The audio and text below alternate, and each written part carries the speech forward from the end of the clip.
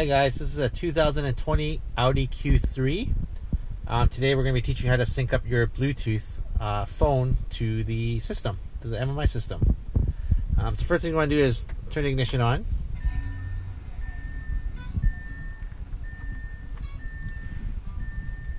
Turn the music down for you. So anyways, you want to make sure you have your phone on settings because we'll be using the Bluetooth area to sync this up. So first thing I want to do is push the home button, and it'll take you to the screen right here. Sorry, it's still in a new mode here that I got.